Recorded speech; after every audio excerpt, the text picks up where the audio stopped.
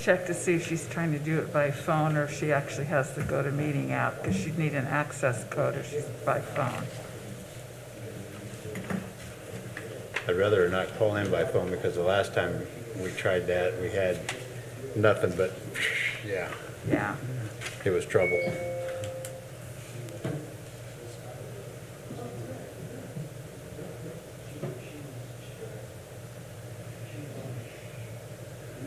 We'll keep trying, or shall we go ahead? There she goes. There's somebody. There, I've got somebody on the screen, Rick. Okay, is it Kayla? Here, let me, If she unmutes herself, maybe. I need copies at home. Oh, I have Have you them got them on on? here, the- yeah. You got them on the Mhm. thing? Okay, Yeah. okay, Thank you, though. yeah.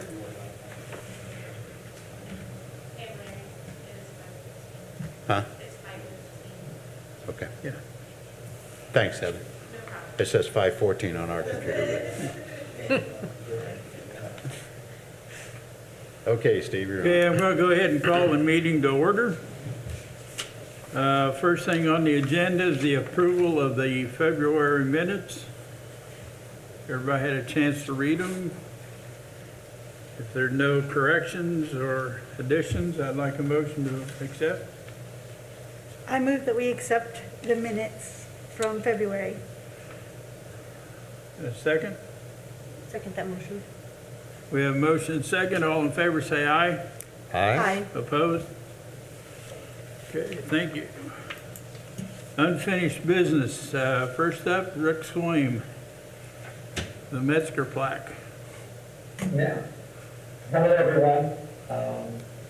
Presented to you last week some information about friend and colleague Mike Metzger, the originator, as far as I know, of pickleball in the area, and sent, I believe, to Larry a draft of the plaque that we would potentially place at Kelly Park and the write-up. Do you all have that, or have you seen it? Did that not get put on here, Heather? No. I go. I don't see it. Here, I've got one. Okay. Let me just pass that on down. Look at it. I apologize, Rick, that didn't get on the board pack, but I've got one and I'll send it down the line here for him to look at. Very good. Yeah. First of all, this is a quality plaque. It's going to be right at $1,000 in terms of the value of it. If you've been, maybe I said this last month, if you've been on the Running Lake Greenway, there are several plaques like this. It's an acrylic plaque on the front, and then Mike's picture and that write-up that you see, the narrative that you see would be on it.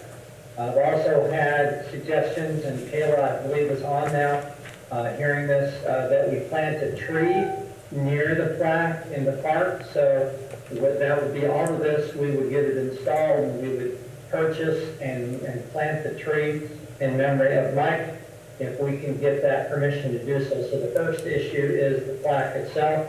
If it meets your approval, we'd love to go forward with that and make the purchase. As I said, I believe last month, I've already received word from 3 people that are willing to fund the entire cost of the plaque. And then I've received another $220 from members of the pickleball group.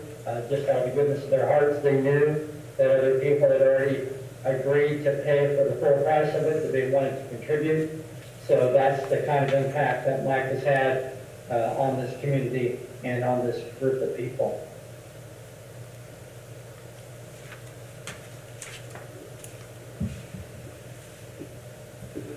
Any questions about the Any- design or anything? Yeah, any Feedback? discussion? Anybody?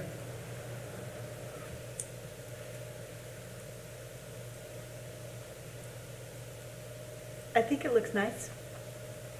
I think it would be very nice to have a tree, too. Thank you. It is quality construction. It will last, I don't know. The oldest one we have up in the town of Willow Lake is there at the south end of the Greenway, to recognize the young lady that passed away. It's Tracy's Trails. That's been up there at least 5 or 6 years and maybe longer. These are going to last a long time and look quality for a long time. So this will be on a post or Yeah, hang on the that's my fence question. or? Right, it'll be on, I believe the mock-up, I'm not sure what Larry gave you all, but it's a double post. Okay. And then the posts go up to the back of it, and then the plaque is on those double posts. Okay. Yeah, they have the frame picture as well, Yeah. Rick. Very good. Yeah. So we would place that right outside of the fence there. Is that what you're Well, I thinking? haven't, we can talk about where, that's another thing we need to discuss, whether it would be on the north side of the pickleball courts there, or, you guys tell me where you want it placed, and I think if Kayla's available, where she would prefer, I mean, whatever, I don't care where it's placed, honestly. So I'm gonna leave that to you, as long as it's there. To me, that's the important thing. Is there one entrance into the, Yes, there's one entrance. okay, Well, there's actually, there's one on the east It's on the side. north but- side, and the secondary entrance is on the east side of the area. Yeah, but we'd like that on the north side. Right, and that makes sense, that's what I figured, yeah. any other questions, comments? If not, What was the size of that again, Steve?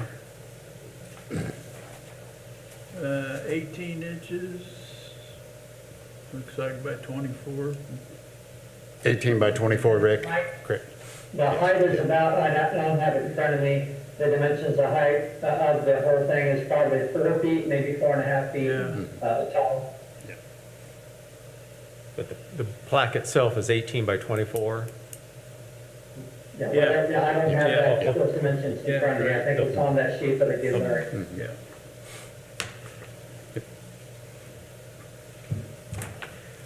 Yeah, 18 by 24 and approximately 30 inches off the ground to the bottom of the sign. So it'd be 48 inches to the top of the sign, which would be 4 feet.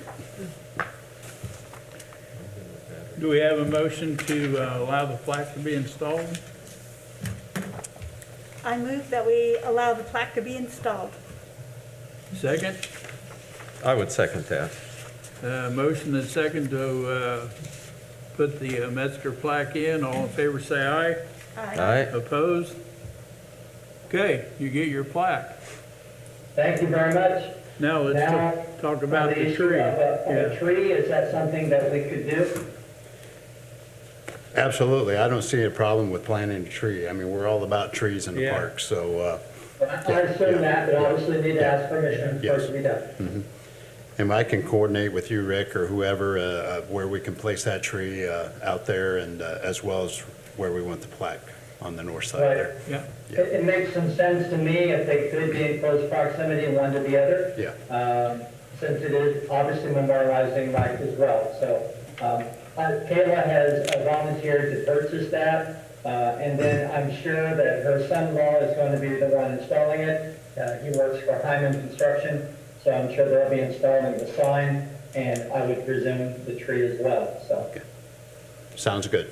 Thank you, Rick. All right, what else do I need to do other than coordinate with you, Larry? I think that's it. Yeah. I think we're good. Yep. We don't need a motion for a tree, do we? You can do one just to make Okay. sure. Yeah, that's fine. All right, we would like a motion to allow a tree to be planted. I'll go ahead and motion. Okay, second? Second? Have a motion and a second to allow a tree to be planted. All in favor, say aye. Aye. Opposed? Okay, thank you. You're good. All right, thank you very much for your time and for the opportunity to remember an important person in our community and the contributions that he's made to this particular area, but all, in general, just to Mike in general. So thank you so much. Thank you. Thank you. Okay, good day. Okay, next on the agenda, Kelly Park Pond. Could I ask a question? Yeah. Could you tell us when, please tell us when this happened so we can go out and take a look at it? Oh, absolutely. Sure. I think we'll have a picture taken or something done there too when we do that to recognize that it's there. Absolutely, Joe. Thank you. Kelly Park Pond, we've been talking about the revitalization of the pond for, a couple of years now, but I actually was in a meeting the other day, and it looks like the project's going to happen in 2021. So I don't have the final design with me. I will bring that probably at the next meeting. I talked to James today, and they think they'll have it by the next meeting. But in our conversations, we're looking at a sustainable pond that will sustain fish, so we can stock the pond with aeration. We'll have a fishing pier out into the pond. We'll have a boardwalk around part of the pond that'll actually make a loop to the other sidewalk, so we have a walking loop too that parents could use while their kids play. So we're really excited to get this done. There could be a month or two, or maybe even 3, when the park may not be accessible from the Folly Street side, but we'll certainly let the public know when that happens. And if we've got to shut it down 3 or 4 months to make this happen, I mean, it's well worth it. So it's finally come to fruition, and we're excited about it. So I just wanted to give you a little update on that. And of course, this is all done with stormwater funds. So we've been a big beneficiary of stormwater funds for sure. How deep is it going to be? They talked about 10 to 12 feet. Might go 15, depending on what their pond guy tells us how deep they need to sustain fish life. But so yeah, Sounds great. might extend it a few feet too, so we have a shelf and then it gets deep. So yeah. Okay, next up is the Pike Lake Shoreline Stabilization. Yeah, we, contracts were awarded at the last Board of Works meeting for the Pike Lake Shoreline Stabilization. This is from the south end of the beach all the way to Buyer Park, to the end of Buyer Park there. I sent you some pictures there on board pack. It kind of shows the native grasses, the invasive species that, that are there, the glacial stone in spots. It shows some walkways to get in there. It shows the canoe launch by the Pike Lake Restrooms. So this is another project funded by stormwater fees. This will complete the shoreline stabilization for our portion of Pike Lake, because we did all the way from the campgrounds, and this will take us around the point at Pike Lake, all of Buyer Park extended, and Buyer Park as well. So it'll go all the way to the condominiums. So it was probably 20, 25 years ago that we did put some glacial stone in this area. So they'll be topping that, but along with that, they'll be doing the native plantings and stuff. So this should be a sustainable shoreline stabilization project. Any questions, Was comments? that contract, was that G&G? G&G was awarded the contract. You're absolutely right. Larry, on the plans where the kind of dotted line is there going, we talked at one time about putting a walking path, but having it up on Arthur Street. Are we still looking at that, or will that be a separate project? I believe that's a separate project. Okay. Yes. I can ask Ryan that to verify that, but I believe that's what that is. Okay.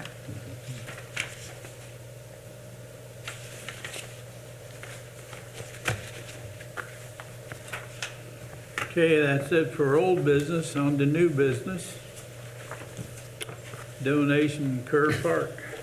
Yeah, we're fortunate enough, Kerr Park, where we've did a lot of work out there, with the new tables and getting ready to install the new playground here in April or May. During that time, about a month ago, I received a call from Mrs. Charles Kerr, or Connie Kerr. She's one of the last Kerrs left in town here, and she was very interested in our project at Kerr Park, of course, because it bears her name.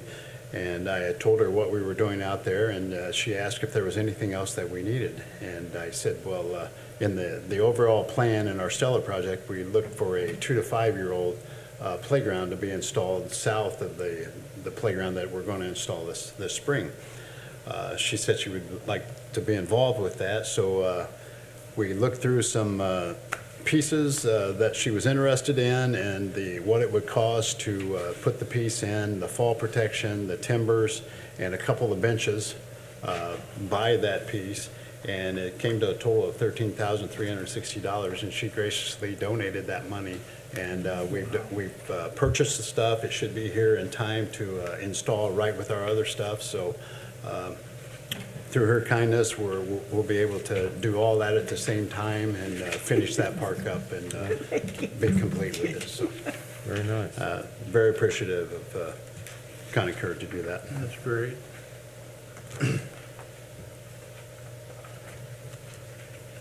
Next I up- put you some, I think you can kind of see the designs there that I put with you there. So that's the actual colors that it will be and everything else. So I think it's important, we have the 2 to 5 and 5 to 12-year-old playground all in the same area. So, and they'll be separated, so, mothers can bring their young children over there and not worry about them, fighting for playground equipment with the older kids. So it'll be a nice situation. Looks nice.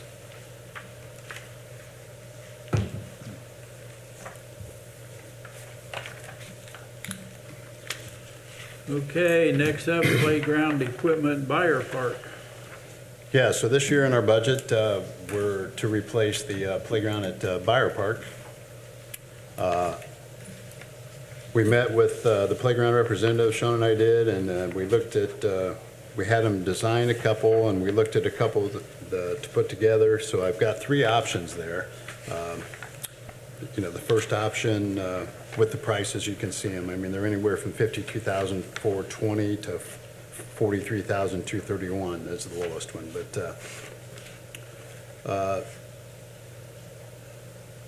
the first one and second one, I mean, they're multi-use. They've got individual things. They've got some music in them.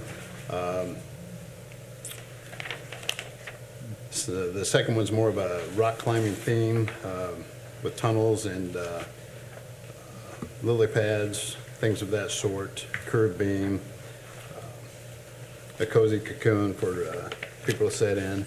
And then the third one is a combination multi-play sets for 5 to 12 and 2 to 5. So the one on the left would be the 5 to 12-year-old, and the 2 to 5 is on the other side. So 3 good options here, but I'd like for you guys to look these over, and I don't necessarily have to have a decision tonight, but if we could have one by next meeting.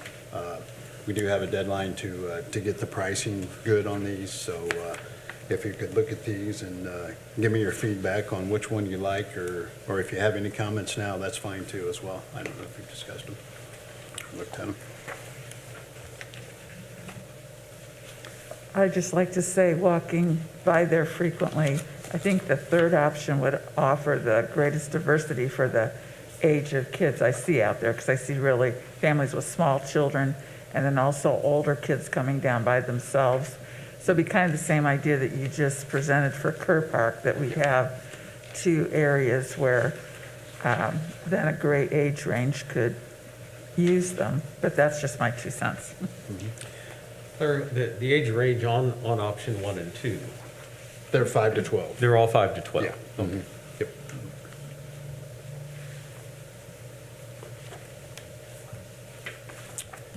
And the option 1 is, we budgeted 50,000, it's 52,420, so we would have to trim that down a little bit on option 1, but that could be done by removing a spin ammy or something like that we already have a spinner over there that'll remain there, so that's what we would have to do on option 1 if that was chosen. But, How are you seeing playground equipment change? It's changing, there, a lot of them are hybrids, so that there's different challenge levels on them. I mean, you can get as exotic as you want on these. I mean, you can go anywhere from, 3 stories, 4 stories, enclosures. You can do zip lines. You can do, I mean, just anything you want as long as you have an unlimited budget.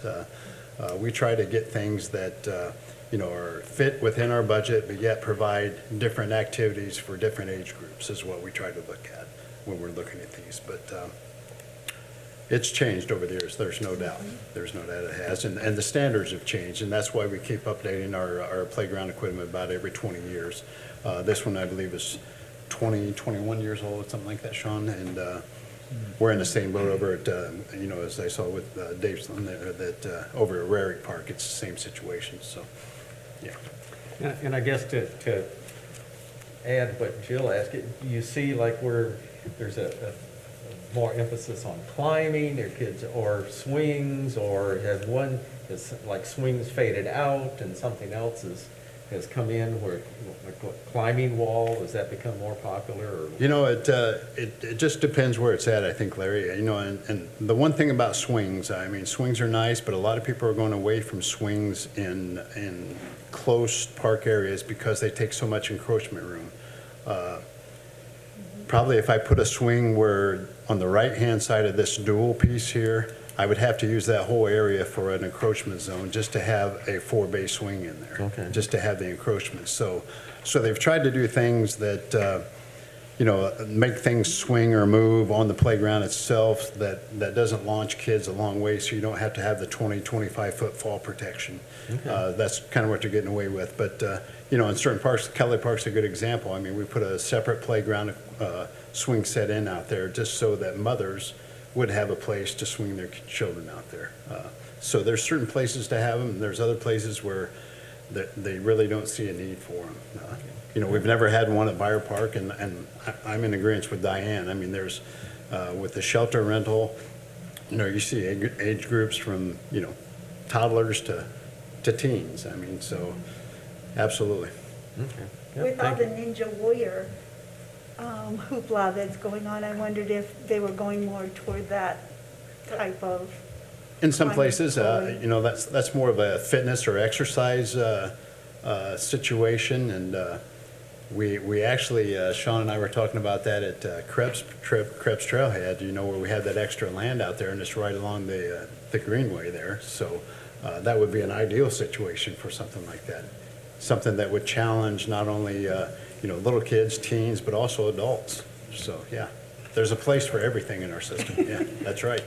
Was, my question was, what was the, the communities, when you put that new one over at Center Lake? Because that Center Lake one looks similar to the first option. At Center Lake, you mean in Kittyland? Or? Yeah, the Kitty Land there. Okay. Uh-huh. Mm-hmm. What was the community's reaction to that one? Did they like it, or did they like, the ones with the slides better? They like them all. okay. We've never had, in Kittyland, we kind of have a hybrid because we have a multi-place like this, and then the Galaxy that's towards the beach. It's more of a climber kind of deal. But the big one right by the Biblical Gardens that we put in years ago it's been a big hit. Yeah.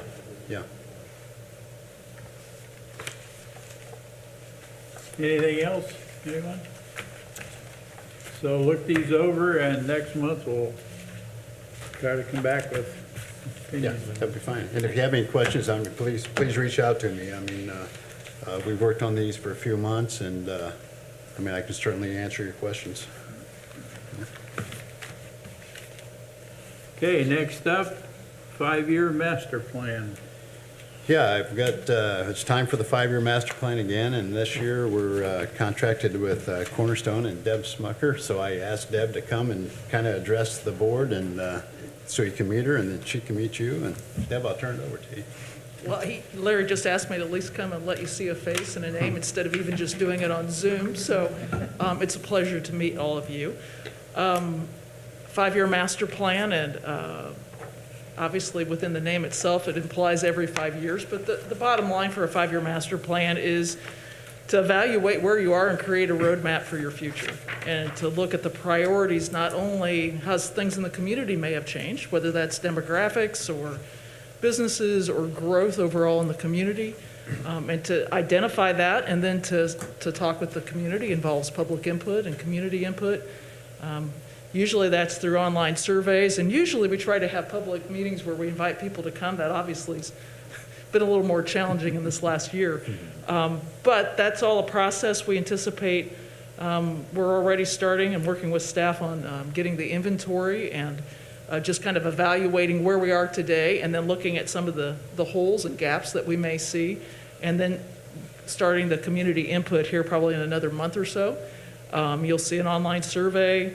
We'll discuss community meetings. You'll see me again. And probably one of the most important things I would say to you as the park board is that your input is just as important, not only as a citizen, but into all the different constituency groups and people that you know. So we look forward to working with you on that. The process will take about probably the next 5 to 6 months. Our plan is to really have the whole thing wrapped up by the end of the year. And one of the most important things, I know Larry mentioned to me, some of you, this will be the first time you've done a 5-year plan. One of the most important things it does is it not only gives the park board and the staff a guideline of kind of your checklist and action items for the next 5 years, but it's also a great tool to then use for grants, for donations, and go after. DNR requires you to do that every 5 years in order to be eligible for certain funds that such as trail grants, the Land and Water Conservation Grant. Stellar Communities, obviously a different program, which you're very familiar with at this point. So, but I look forward to working with you.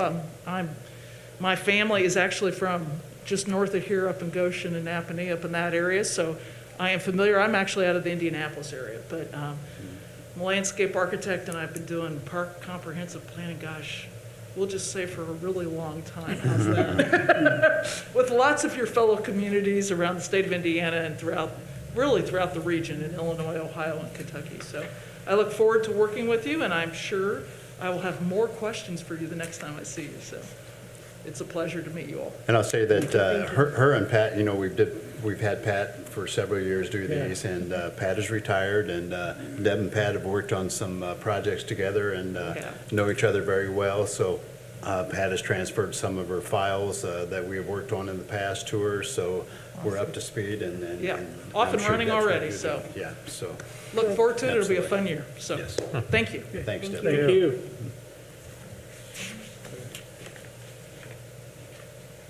Yeah, yeah,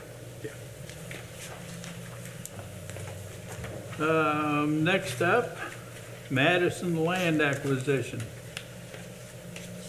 Tess, you have a couple drawings that show the development of the Madison School property. These were forwarded by the developer to me. They were wanting to know if the park board would have an interest in the land there that's 78 by 142 by 35 by 154, that little area there, as a potential park property that they would donate to us for their development and for the west side of town. So, in our last 5-year master plan, we looked at our parks on the west side of town, and that was something that we needed to address. Here we're having a new development coming in, and I think with every new development, we need to look at parks and recreation. So I see this as an opportunity for us to have something on the west side and to service this neighborhood or that side of town. So they're just asking if the park board would be willing, if the city and the developer work this out, to accept this land for park use, is what they're asking me to get an approval for tonight. That's pretty flat. It is pretty flat, yeah. There was some talk too, if we needed more room, that we could go around the gymnasium a little bit too, but I've actually have 2 or 3 playground representatives looking at this thing to see what will actually fit in this area, to see if it's big enough to sustain what we want it to do over there, or if we need to acquire a little more land to make it good. But looking at the dimensions, just from some of the stuff that we did, I think we could dress this up for a pretty nice park in there and do it. But and they're looking at this. They're looking to have the roads in sometime in 2022. So this is late 22, 23 project that we'd be looking at. But it's a land acquisition that wouldn't cost us. I assume it would be a donation from the developer. But those details need to be worked out. But I just want to ask the board if they were for the willingness, if that would happen, that we would be willing enough to take this land and have a chance, an opportunity for a park on the west side. There'll be a lot of units there, isn't there? Yes, yeah. Is the gym going to stay? That's a good question. For right now, it is, but it just all depends on what they can find a use for it. So that's more of a developer question than it is my question, but I mean, it's $1 million gym, and they'd like to save it and use it somehow. Well, it's Kerry Groninger from G&G, that's who's doing the development, and the talks I've had with Kerry, that's his feeling. He hates to tear down a gym that's not that old, but if they can't find a use for it, it may open up more land, I don't know, but hopefully they can find a use for that building. And this is about 2/10 of an acre? Yes. Larry? Mhm. Yes.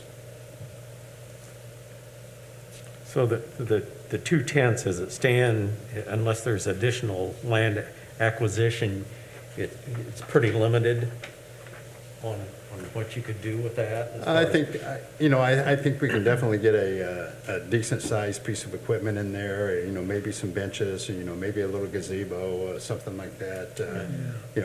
Kind of on the order of McKinley Park, something like that, to fit that in there. But like I say, I've got it to those, they'll do some renditions and find out what we can fit in there and how to look and see if it's enough space. But I think, no matter what, I think we can do something with that land and have something on the west side. So I think it's a win-win. It may be unfair. What's the size of McKinley Park? So I could, Yeah. I don't have that right off the top of Any my head, idea? but, what's that? 3/4? Yeah, it might be. Three-quarter, It might be. okay. Yeah. I assume it would then become a public space, not just limited to the development. Absolutely, it would be city property, and the park department would maintain it and own it, and, it would be a city park.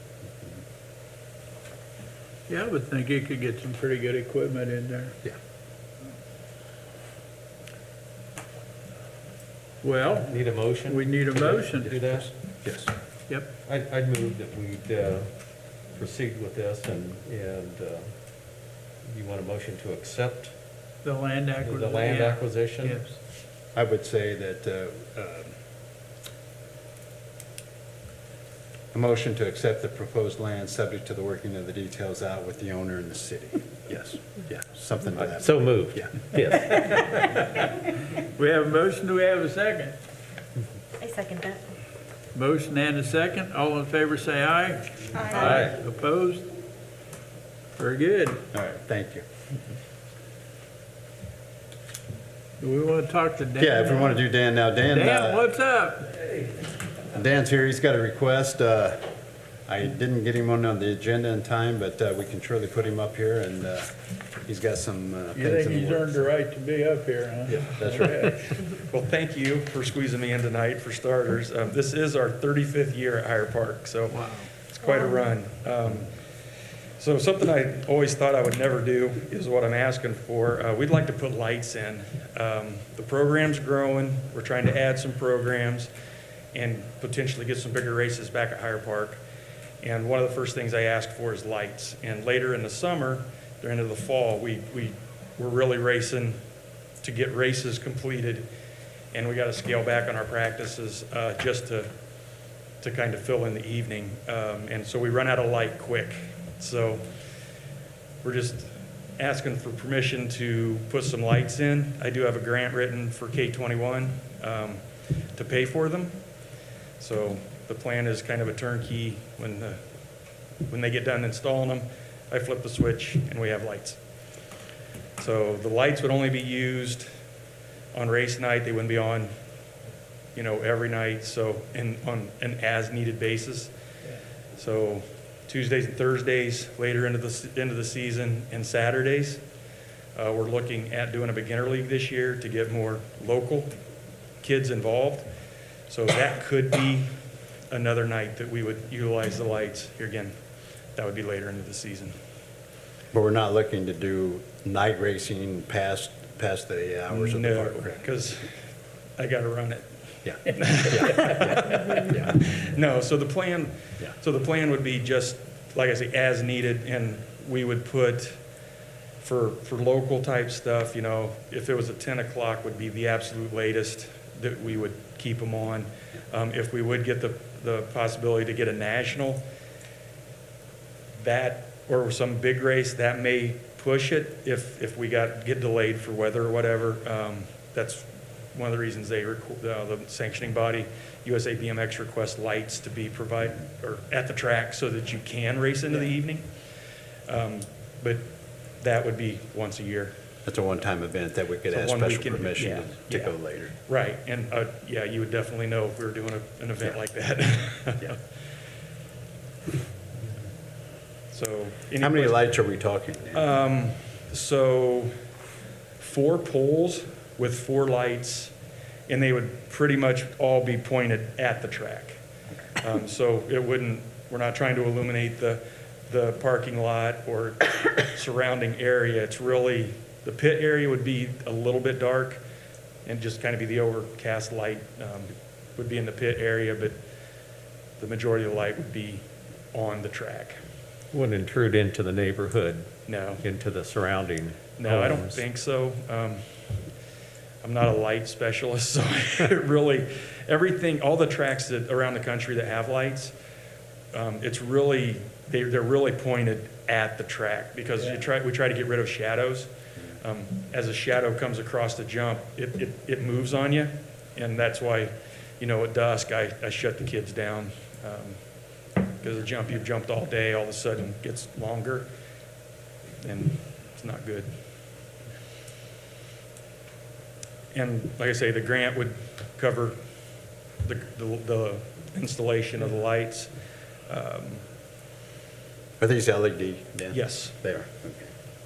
Very expensive. Yeah, so they would be 18,000 lumen sport lights package. And so I'm no light specialist, but I got a pretty much everything I can give you. It doesn't make a lot of sense to me, but. So any questions? I don't know what else you want to know. Anybody have any questions or discussion or? Ready for another big year, I guess, right? Yeah, so last year, we got started 6 weeks late. Yeah. And it was one of our better years in the past 5 years. And then I just, hearing the talk of some of the tracks that are already open from the south, they're like, hold on, because they're coming out, the kids and people are ready to get back out, and they're coming out of the woodwork. So we're really hoping that the beginner program even excels the amount of people coming back. And I'm new sorry, riders. what's the time frame on installing these poles? It would be this summer. I've talked to a guy, and I'm gonna kind of talk to a few more just to see if I can get the cost down. It would just, I'm not on a schedule for anybody yet. Okay. And it's K-21 grant. They give me, they don't meet until Thursday of this week, so. So it's contingent upon the K-21 grant? Yeah. So that's kind of the. 35 years. 35 years, Wow. That's great. yeah. And I've been there for 24 of them, I was which gonna is say, you've been there for most of them. I real know crazy, that. yeah. It's been a pretty good run, and I don't see a finish line yet, so. Yeah. Good. Yeah. Kids need you down there. Yeah. Okay, anybody else have any questions or comments, or if not, we need a motion to either accept or deny. Is there any concern with the neighbors? I mean, it looks like it's going to be all directed towards the course itself, and I think we're far enough from the condominiums. I think we've got wetlands on all the other Yes. sides, and we've got plenty of buffer on the east side. So, and Dan's absolutely right. I mean, when it comes to racetrack lighting or anything, it's pretty much centered on the track itself. Yeah. It really doesn't cast like ornamental lighting does. It's like tennis court lights. I mean, it's right there. It's on you. Yeah. So I don't foresee a problem with that. Okay. The posts, I think, are, oh my gosh. And realistically, we're looking at August, September, Yeah. October-ish, because Yeah. it doesn't get dark until 10:30. Yeah, so the during light summer. poles are 25 feet tall. Okay. So they're not like a football stadium where Yeah. you can see them across town. So it is really centralized right onto the racing surface. What's the season? We run from April till October. We say April, but weather permitting, and then we shut down in the last weekend of October and get ready for cold weather. And for those of you that haven't been by, the park's really looking good down there with the new parking lot and everything. And you got new red soil, what? Yeah, so we put a coating down, which Yeah. is very labor intensive and crazy. I need some younger guys to help on that, but it puts a red surface like it's red. Well, it is red clay. We got it from Alabama, and wow, does it look fast? I and mean, good. it's a class operation. Yeah, Good we've operation. invested a little over $250,000 in the last 5 years. Wow. New building, well, I didn't even count the parking lot, so Yeah. you guys invested that, but Higher Park has really come Yeah. a long way in the last 5 years, so. I think like Larry, you say, the wetlands, the behind, and it's far enough from the, we have the parking lot as a buffer. I'm concerned that, of the condos there, but that doesn't seem to be something that really worried about. No, I don't believe so, and I mean, even as, I don't think that'll be a problem at all. And then as our maple trees progress and grow along Yeah. the street there, I Yeah. mean, you got that buffer, but Yeah. I don't foresee it getting out that far either, so. Yeah, I'd make that motion to approve the proposal of lighting the BMX track. Okay, we have a motion, any second? I'll second that. We have a motion and a second to put the lights in at Bicycle Park. All in favor, say aye. Aye. Opposed? There you Thank go. you. Thanks, Dan. I'll give. Okay, all right, appreciate it, thank you. Next up, maintenance report.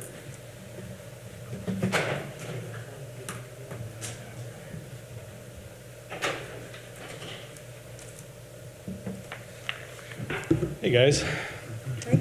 All right, so I don't know if you've been around and noticed, but we got our new park signs installed throughout the parks. Sheila, I believe, posted some pictures online as well.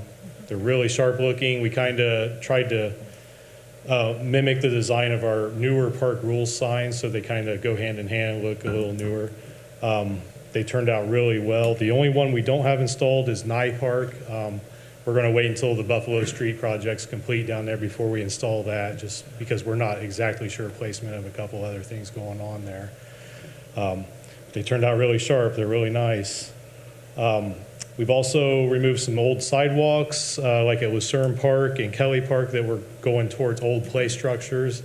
They were more of a trip hazard now than anything, so we cut them, removed them, leveled the whole area with dirt, and then we grass seeded them today. Hopefully we get some good grass growing this spring out of that. At the senior center, earlier this year, we updated the restrooms at the senior center end of the building. We went ahead and repainted and put new floor tiles in the center storage room up there. So the whole center section of the senior center up there is fresh paint, new tiles, repainted the drop ceiling framework and everything. It looks brand new. Senior center just opened this week, I believe, and so we got it done just in time, and they're pretty excited to have some new looking area up there. We also repaired our gutters at the fireman's building. We had the ice jam on the roof, on the metal roof. It slid down and kind of drew the gutters down with it. We repaired those in-house, and then we also installed a snow rake on top of the roof to help prevent that in the future. Hopefully that works out well for that. And also we start getting our mowers and utility carts out. We're ready for spring, so hopefully we're done with snow and get outside. I believe that's about it. Thank you, sir. Thank you. Recreation report. So we have been full force planning. Last time that we met, I told you all about the leprechaun hunt idea. Well, that actually ends tomorrow. So if you have not found your leprechauns yet, get out there and get it done. But wear your winter coat because you missed the warm weather. So that ends tomorrow, and then we'll do a drawing for the winners on Friday for that. We finished with our calendar, so that is all done, and next I'll be finishing up the rec guide so that we can get that digital rec guide out this year. And we are in the middle of hiring rec leaders, skate parks, lifeguards, and I think Sean's almost done with his hiring, so for laborers for the summer. You getting many applications for lifeguards this year? I've got 2 right now. Already? Wow. Yep. So we'll see what happens. Here we go again, huh? Positive thoughts. Yeah. Yep. Okay. All right, thank you. Yeah, I think Sean needs one more laborer, Sheila needs another rec, skate park, we've got some potential there, and then lifeguards are always our down spot. But the other 3 categories are pretty favorable for this time of year, so that's good. Good deal. Other matters? I've got a few things, in what Sheila was talking about there. We're going to return to normal programming with safety in mind, but we're going to try to, bring our programs back. We've worked hard on how we can run our programs and still be safe about it. We are going to do our Friday night concerts as we did last year during the pandemic. Just try to get as back to normal as possible. With that being said, we had a meeting with the mayor and Sheila and myself, and we discussed our major concerts for this year. Going into that meeting, we knew that the Safety Fest was already canceled. And with our discussions, we just felt that it wasn't the proper time to have our major concerts yet. We just didn't feel comfortable enough to bring 5,000 to 7,000 people together in one area.